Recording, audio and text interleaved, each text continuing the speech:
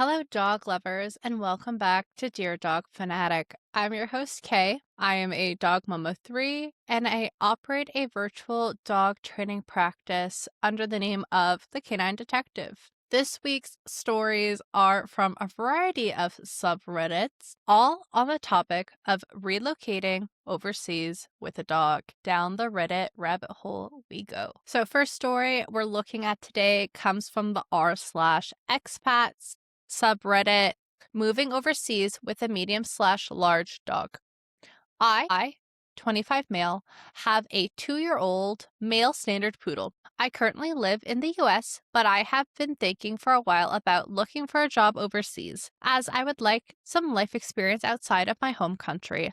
Love that. I studied abroad for a bit in college, did an internship abroad in a different country. I love traveling, and for those that don't know yet, I will be moving transatlantically myself towards the later half of this year. So I am obviously a big believer in getting some life experience outside of one's home country. That being said, how difficult is it to travel internationally with a 55-pound dog? It's just him and I.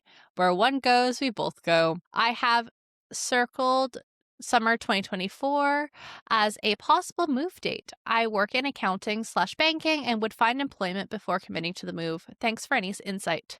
So someone responds saying that they're moving to an EU country this weekend with their golden retriever from the US. We're flying with Lufthansa, and they're very pet friendly. We have a layover in Frankfurt, and they have a dedicated animal clinic with a vet on staff and technicians. I'd say look into flying with Lufthansa and registering your dog as excess baggage that goes in the cargo hold. You'll also need to get an EU health certificate filled out by your vet that's specific to your destination country and sent to the USDA to be certified. You'll also need your dog's latest rabies vaccine paperwork that is still valid for when you land in your destination country. It seems like a tough process, but it's really not that bad. Plus, when you get to the EU, you can just get a pet passport and not have to deal with certifying any paperwork. Some people are so doom and gloom in the subreddit. If you want to move to another country and you have a formal education where a country needs a job filled, just do it. I don't understand the prohibitive mindset where some people get on their pedestal and shy people away from this. Just make sure you're financially capable, have the skills that would allow you to work in a foreign country, and are willing to acclimate to the culture and the way of life in wherever you end up going. Someone responds to that saying, "This is all I came here to say. We did this during COVID, and our move was from the USA to the Czech Republic, Lufthansa to Frankfurt, then had a driver pick us up with our 2 dogs and cat there. We drove the last leg, as there was no way to fly into Prague with animals at that time. We also got pet passports as soon as we arrived and have traveled around the EU with the dogs very easily. Great job breaking it all down for OP." A deleted user responds to the post saying, "I wouldn't listen to any fear-mongering about how horrible it is to transport your dog. My 2 dogs and 3 cats flew cargo when we moved, and countless animals fly every year without incident. Nobody was traumatized or hurt. However, it is extremely expensive and stressful. You should absolutely hire a pet relocation service and be prepared to shell out for everything from special vet visits to a very expensive crate. For your breed and size, you will be looking at the largest commercially available crate. My 50 standard poodle barely fit into it. If he had been an inch taller, we would have had to pay for a custom-built crate. A large dog is not an animal to move on whim." Someone responds to that saying, "We donated our custom-made crate to the local zoo for their big cats after we got back.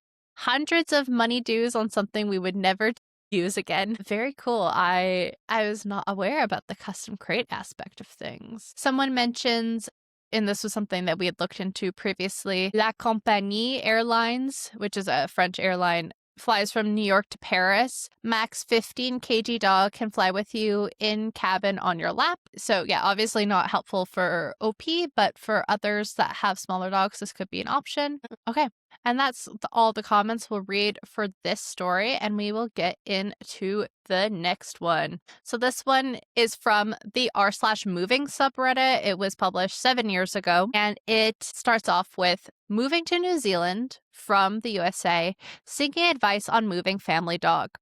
We are a Kiwi American couple. I'm American and my wife is Kiwi. So a kiwi could be referring to a fruit, it could be referring to the kiwi bird native to New Zealand, or it could be related to the New Zealanders themselves, depending on the context. So OP says that they're moving back to their wife's homeland because the wife is New Zealand, a New Zealander. The wife is Kiwi. We are a Kiwi American couple. I'm American. My wife is Kiwi.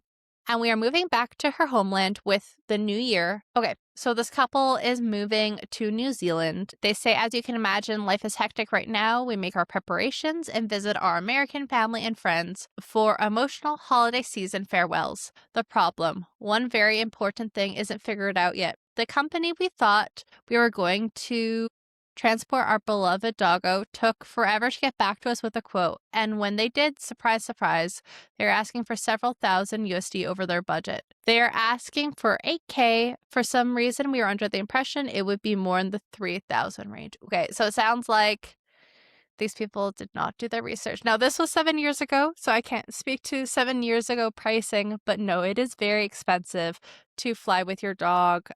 If you were doing pretty much any method other than putting them in cargo on a commercial aircraft. So if you're using the pet relocation services, if you're going on the Queen Mary 2, if you're doing the canine private jet, all of those, yeah, you're looking much further.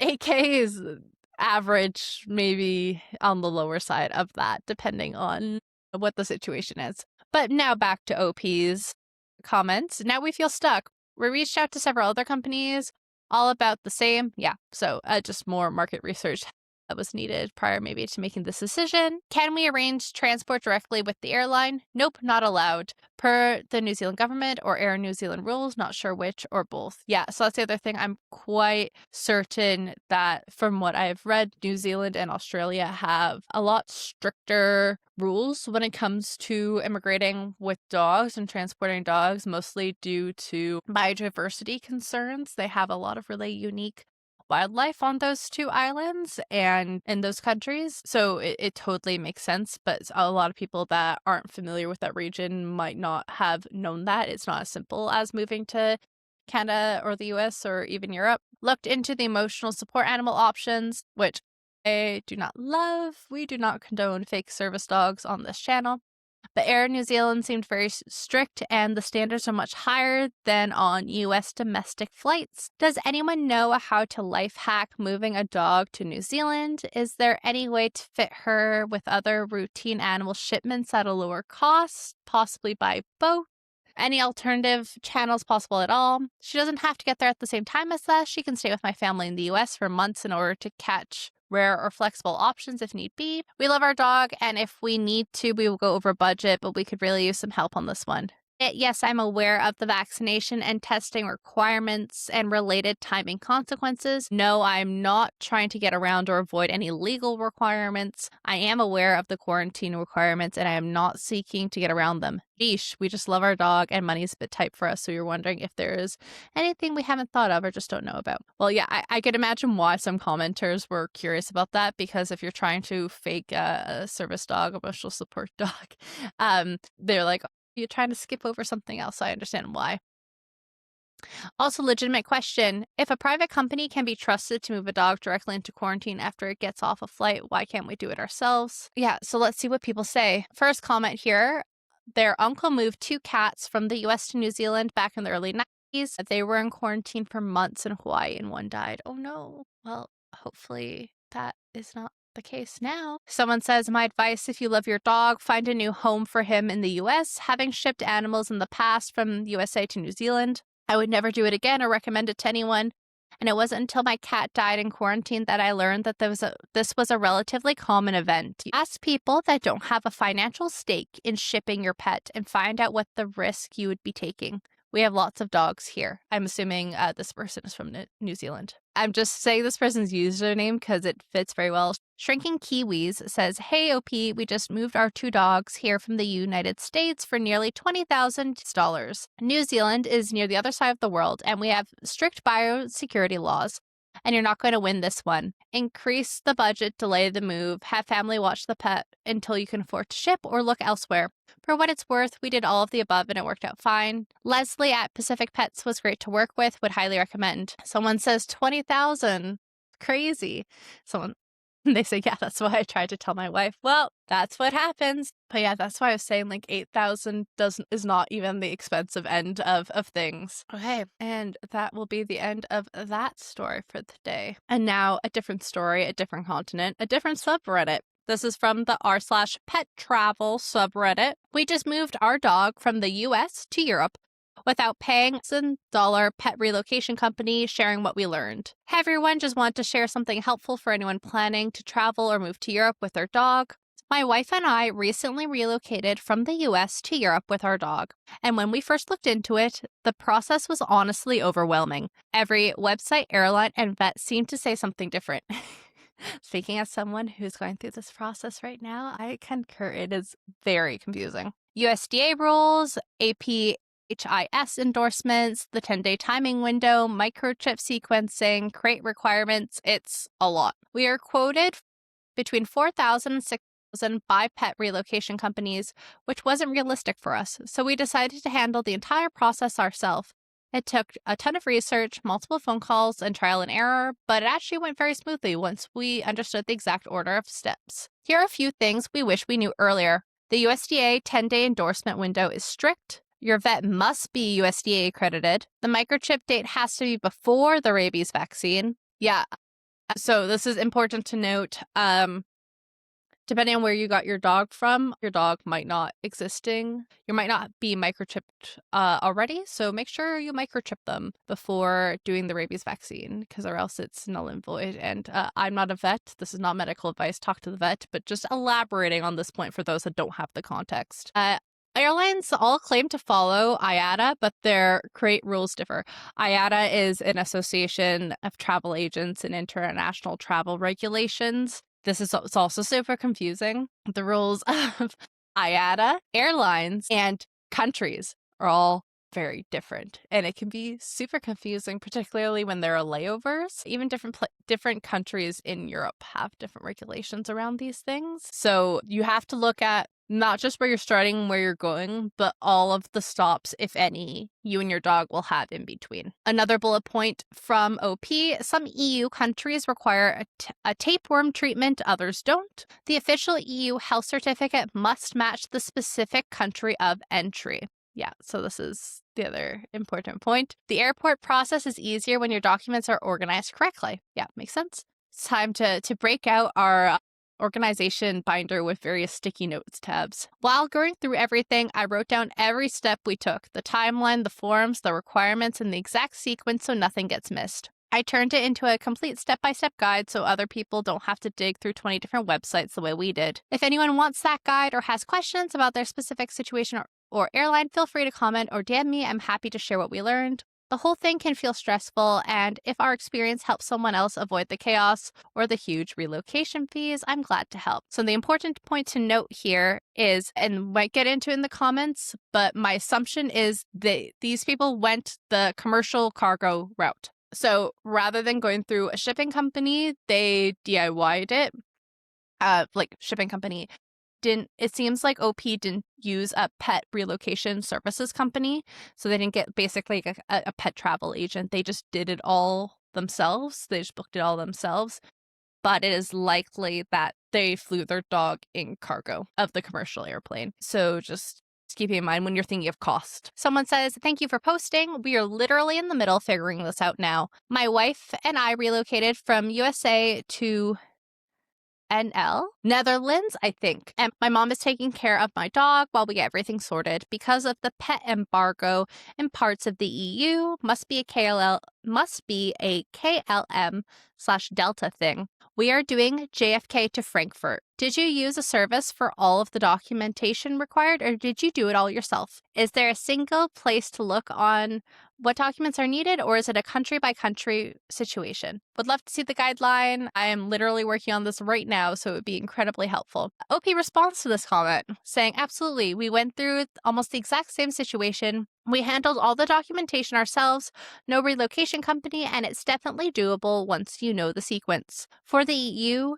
the requirements are technically country-specific, but the USDA process follows a universal law. Microchip sequencing, rabies validity, USDA accredited vet exam, and the EU country-specific health certificate. Once that certificate is endorsed, it is valid for entry into Frankfurt as your first EU port of entry. I'll DM you the full step-by-step breakdown we use, including the exact documents and timing, so you can avoid the common pitfalls. Someone responds to OP's post saying, it sucks how expensive it is if we go through pet relocation companies or private planes. I will be doing this process myself, which will be slightly more difficult because of my dog's breed. I'm very limited on where I can fly her to get into the countries. We haven't decided which yet she's allowed to live in. Can I get your notes? OP responds to this saying, absolutely. I posted the full note step-by-step guide in the comments so everyone can access it easily. A lot of people get pushed towards the 4,000 to 6,000 pet relocation companies. But in most cases, you genuinely don't need that. And it sounds like that is probably the case when it comes to putting your dog in cargo on a commercial flight. As long as you understand the exact sequence, microchip, rabies timing, USDA accredited vet, country-specific certificate, airline requirements, it's completely manageable on your own. It can feel very stressful at first because every website and airline says something different. But once you follow the steps in the right order, the process becomes very straightforward. If you want help navigating breed restrictions or choosing your entry airport, feel free and share a bit more, and I'm happy to walk through it with you. Oh, and Ovi just seems like such a genuine, kind human. Dog lovers helping dog lovers. Someone comments, I'm less worried about the bureaucracy and more about my buddy spending 8 to 10 hours in a crate alone in the cargo space, removing the opposite direction, and want to bring our 60 pounds of anxious fur ball with. How did your dog manage the whole process? How did you prep? Showed signs of stress, etc. Someone responds saying, not OP, but it's much easier on dogs who have positive associations with extended crate time and with crated car time. And I would agree with that from a training perspective. If your dog is not yet crate trained and you're planning on putting your dog on an airplane, you need to start crate training like yesterday, as soon as possible. Having a positive association with the crate, it will really help with this. And so that user responds to that comment saying, yeah, ours has neither and is a textbook definition of a Velcro dog. We tried crate training him as a puppy, but soon gave up as it was endless nights of loud weeping. He's otherwise well behaved, just super anxious. I have no doubt he'd behave well flying with me in cabin. It's just that he's too big for that, or at least that's my knowledge. So yeah, that is that for that section. And very helpful for folks that are able and willing to take the route of flying with their dog in cargo. Is not a route that I am willing / able to take with my dogs, which I will detail in future videos potentially. But very helpful to have this guide out there because it is super confusing when you're trying to fly a dog commercially. This next one is from the r/MovingtoAustralia subreddit, and I'm just interested. I have Australian citizenship in addition to Canadian, and I've always wanted to move there, or at least explore there. But as we could see in previous posts, it's not the easiest thing to relocate to Australia with dogs, and it's not something that I would do casually. So my partner and I have talked about, you know what, maybe in the future, after these pups have passed, hopefully a long time from now, and before we bring home our next puppy, that maybe we take a little bit of a sabbatical and we go to Australia then. I've been once before when I was a teenager for a few weeks, but obviously there's much, much more to see. And honestly, for myself, the older I get, the more I like to do more slow, intentional travel and really explore places rather than just doing flyby visits. So if I'm going to go all the way to Australia, I think I'd like for it to be for a longer visit, a few months, you know. So, and just with our pups, I'm not I'm just one, I'm not going to leave them for a couple months so I could go travel Australia, nor would I put them through the quarantine process for such a non-permanent amount of time. So yeah, it just doesn't make sense for me.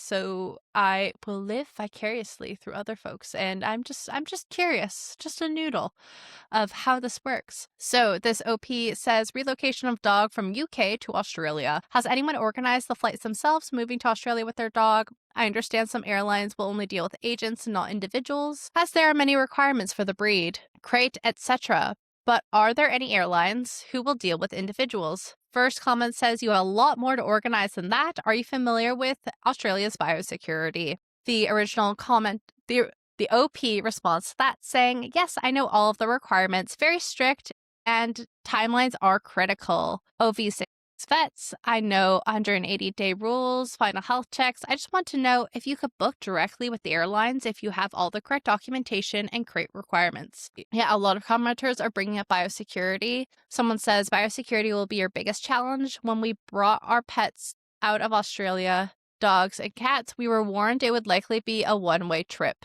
So I'm assuming this user came from Australia and went elsewhere. If you're going through with it, I suggest taking a direct flight from port to port. Disembarking in any country and the interpretation of country of origin may change. Another commenter said, when we moved with our cats a few years back, not a single airline would deal with us directly. Had to use 2 brokers, one on each side, whose charges far exceeded the actual cost of shipping and adequate tests and documentation. A different commenter says, I took my dogs to the UK and then back to Australia and used agents both times. I shopped around to find the best, not necessarily the cheapest, and had no problems either way. Airlines generally deal directly with animal owners because of all the liabilities incurred with the distance involved. As someone else says, you have no choice but to go through an agent. Australia will not let you sort flights directly. I have family working for Emirates and couldn't sort it direct. Dog Tainers, which I think is the name of a company, are your best bet. And OP responds to that saying, thank you, just an agent to book flights through, as a lot of things you can do yourself. And someone else responds to that saying, I used an agent to book my flight only. I did everything else myself. Don't get caught out with forgetting the OK to forward form. Someone says, bro, what? Your dog is going to be sitting in immigration department hold for 6 months minimum, and you will pay for every day there. Someone else responds to that saying, no, 14 is only 10 days now, down from 30. For those who don't know, due to the biodiversity in Australia and New Zealand, they have quarantine timelines for dogs when they immigrate there, and not just dogs, domestic animals, a lot of animals in general. And so that's what they're talking about for quarantine, is there's mandated quarantine times. This one user said it's only 10 days now, and someone else said, like, when I did it, it was 30.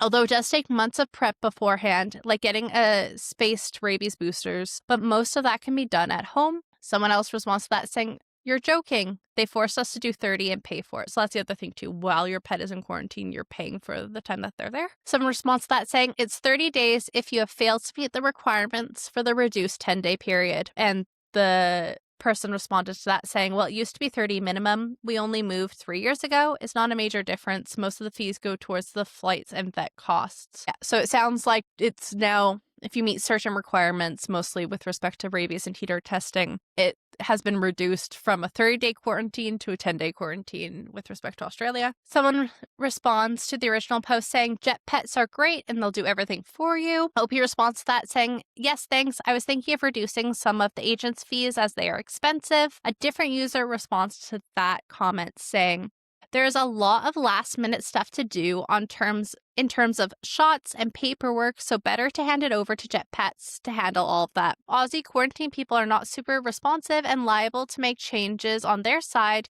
which are poorly communicated. Also, if you're also moving yourself, family, etc., it's better to have peace of mind to get everything done.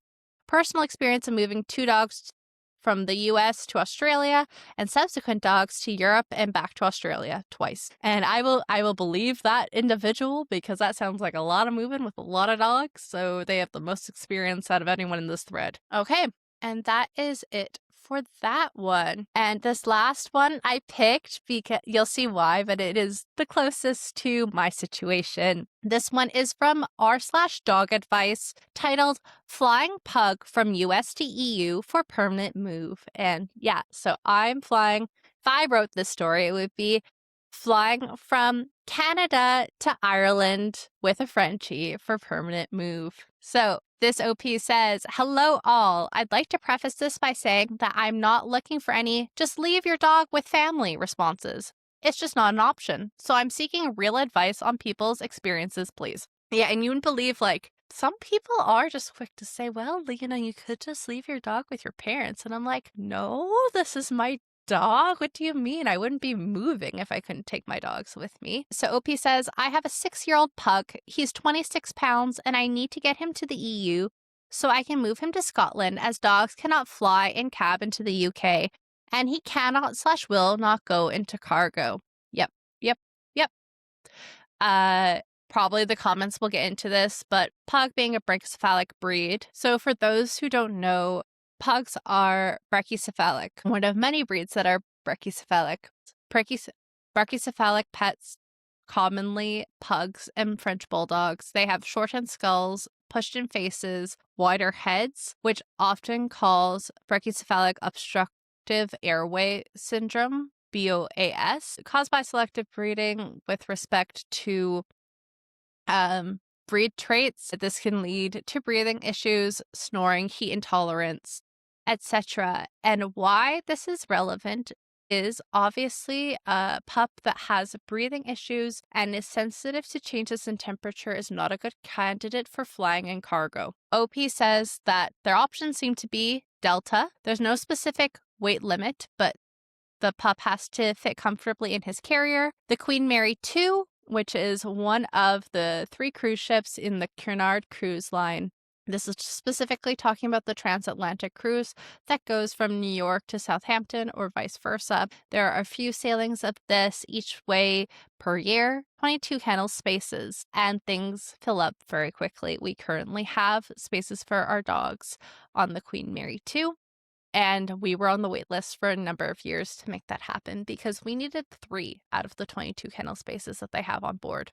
This was posted, it's a new post, hot off the press. It was posted 15 hours ago. Right now, they're saying that there's no openings in the kennel until December 2027 right about now. Honestly, that seems pretty good. No, sorry, December 2027. So like 2-year wait time. That's pretty average for them. Private charter. I'm sadly not an insanely wealthy person who can afford a 10K flight right now. Please, does anyone have any experience with Delta on international flights? To shorten the flight as much as possible, I would be trying to fly from New York to Dublin or Paris. I know everything I need once I am in the EU. I'm just really struggling figuring out how to get him there. He's already 6. I've missed out on 7 months with him, and I can't live without my little guy, but circumstances have offered me a life in Scotland, and I need him here with me.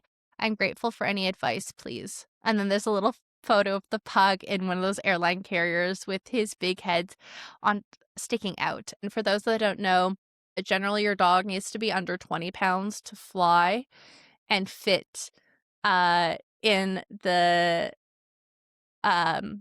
carriers under the seat of airlines. I know this very intimately. It's one of the reasons why I have chosen for my future dogs to get what I'm calling airplane friendly dogs. So I will be permanently in the little dog camp for me personally going forward, just because I am Canadian. My partner is Irish. We'd like to visit family. And as much as we will be permanently relocating to Ireland, I would like the option to be able to travel with my dogs, but also to have the flexibility to come back and visit or be with family should the needs arise. And therefore, I need a dog. I need dogs that are able to travel with me. So obviously, I love my guys. I would not trade them for anything in the world. They're with me to the end of their lives. It's just something that I think about when it comes to lifestyle compatibility in the future. So in order to fly with a dog in cabin commercially, they need to be under 20 pounds and be able to fit in an airline carrier. This pupper is 26 pounds and is probably too big both weight-wise and potentially height-wise to fit in a airline approved carrier. because there are also regulations on those sizing. Let's see what the commenters say for advice. Someone says, good luck. Remember that your dog has a flat nose. Some airlines won't let those breeds fly for safety reasons. Yeah, and this is the case with cargo. If you go the private jet option, which would be a very similar process or similar circumstances to flying with your pet in cabin, just with the breathing and snub nose tendencies of the pugs. But unfortunately, the average pug is too big to fly in under the seat in cabin. Someone says, how is his body condition score? 26 pounds is massive for a pug, so I'm wondering if he's overweight. If so, getting him to a healthy weight will be better for his health and help you find more flight options. And I just want to fact check this because while that definitely seems on the larger side for a pug, part of the problem is you have the breed standards for a lot of these breeds, and then you have what is actually being bred and what is common to be found. For instance, for Frenchies, breed standard is 28 pounds and under. If you see a lot of the Frenchies here in Canada and the US, they're well over standard. For a pug,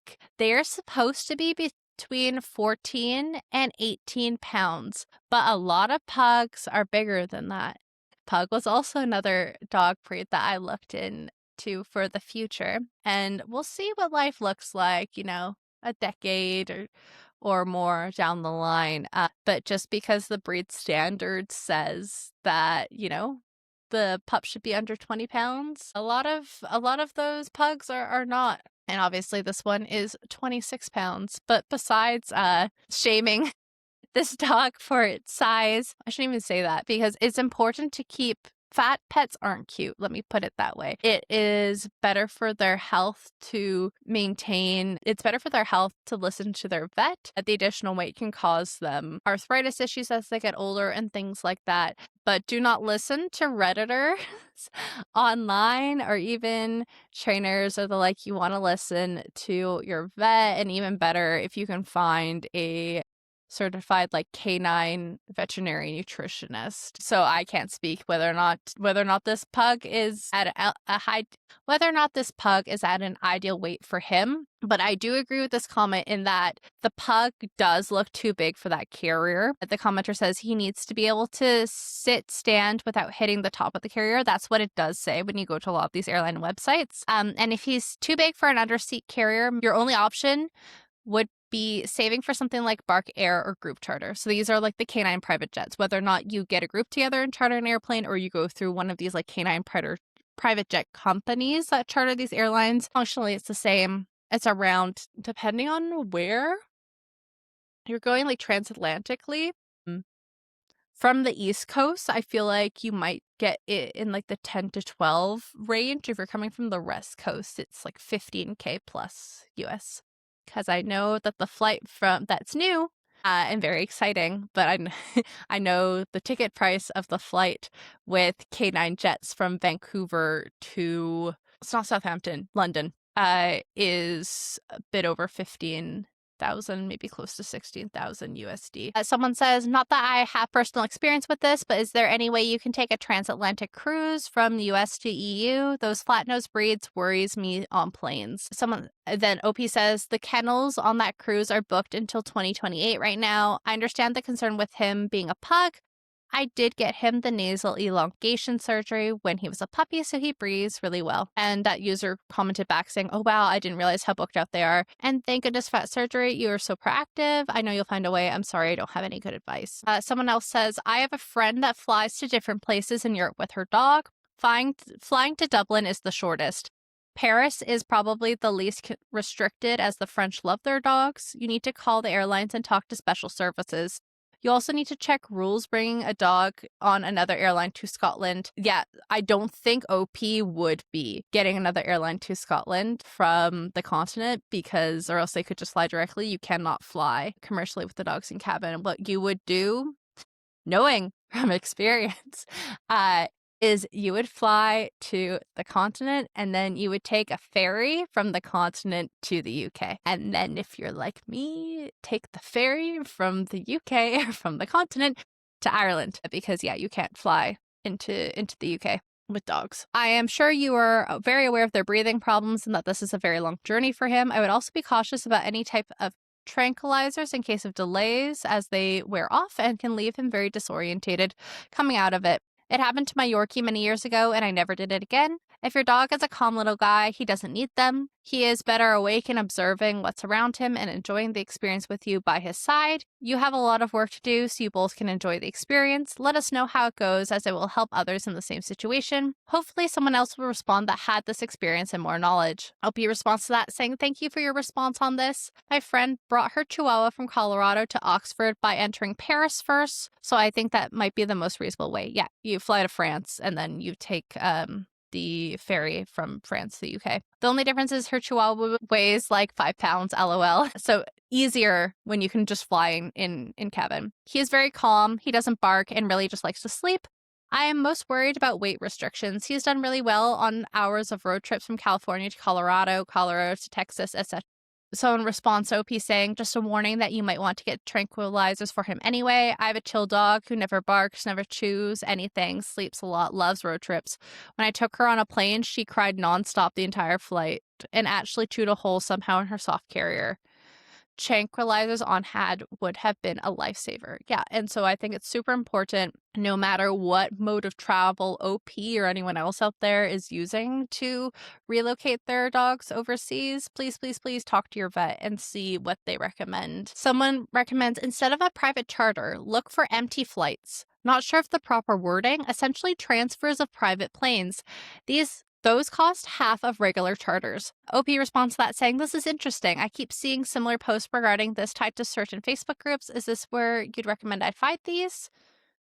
Yeah, someone's talking about the Queen Mary 2 and OP clarifies that that's what they were talking about. Yeah, and that will be the end of that. I just wanted to recap for everyone going through the post today of what your options are transporting your dogs transatlantically. In the case we'll do of coming from North America to Europe, there are 3 modes of transportation. You can fly your dog commercially. If your dog is small enough, they can fit in a soft carrier under the seat in front of you by your feet, like you would do your carry-on. If they are too large to fly commercially, they must go in cargo. Depending on where you're going, you can book all of those things yourself, or you can use a pet relocation services company. Another option is to take the Queen Mary 2, which is a cruise ship that has kennel spaces specifically for dogs. So the dog would not stay in your room with you. They would stay with the kennel master in their designated kennel. It takes 7, I think maybe 8 days to go from New York in the US to Southampton, England. You are able to visit your dog during visiting hours, and there are quite a lot of them. And I've read really good reviews online about Cunard. As this post has indicated, it does take a good couple years often on the wait list, so get in early and check back frequently for cancellations if that is the method that you're wanting to go. Similarly, when you get to Southampton, England, depending on what your final destination is, you'll probably need to take a ferry because you won't be able to fly in to the UK with dogs, and I'm pretty sure you won't be able to fly out of the UK with dogs. So that means that means taking the ferry from the UK to either Ireland or France being the easiest. And I think there might be a ferry to the Netherlands as well. And then either driving or flying to your final destination, depending on where it is that you're going in Europe.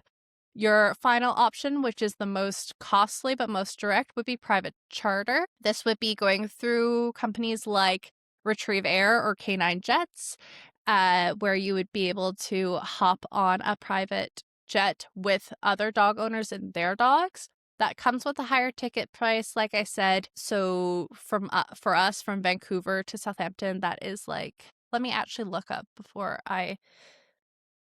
it's between 15 and 16K. Yes. So price for right now for one seat, one way, the seat is for the human, is $15,850 one way for one seat. Because our dogs are under 40 pounds each, I can take up to 2 of them with that one seat. And then Lilo the Cavalier will be flying under the seat in the commercial. For us, because we are coming from Vancouver, so if we went with the Queen Mary 2 instead, because as I said with Kronk, our Frenchie, our only options are the boat or to fly privately. We would still have to drive from Vancouver to Canada to New York and then get on the boat. And the pricing for each of the dogs on the cruise ship, I think it has recently gone up from before when we booked, but I think it's either 1,200, 1,500 for a small dog and like 1,800 for a larger dog, if I'm not mistaken. And by larger, it's like the upper kennels versus the lower. So both Kronk, my Frenchie, and Velma, my Silken Windhound, would be lower. So they were the larger amount. And then Lilo would be upper. This is the long story short to say. It costs us the same money to take the private jet as it would to do Cunard. So then it's up to your discretion, depending on, do you have those additional considerations you need to get across the continent and then go transatlantically? How many dogs do you have? And then what kind of breeds of dogs do you have? And what are you willing to subject them to? What does your vet recommend? I am not a doctor. Not a dog doctor, not a regular doctor. So I'm not one you come to for medical advice. You go talk to your vet for that. So see what they recommend. If you're looking to relocate transatlantically with your pet, ask them for your pet what do they believe would be least stressful for them, or what do they think is even feasible, because they might have some health concerns about your particular animal that neither I or you know about, that you should probably before you book those tickets. Please comment below if you yourself have relocated transatlantically, and maybe you have some tips or tricks that we did not cover in today's video or in today's stories. I am very eager to hear, and I just want that information out there because, as some of these OPs have said, it is very confusing moving with your dog, and I just think the more transparent we can be and put that information out there, the easier it will be for others when they are making their decisions. But thank you for listening. I will see you next time. Give your dog some scritches for me. Bye now.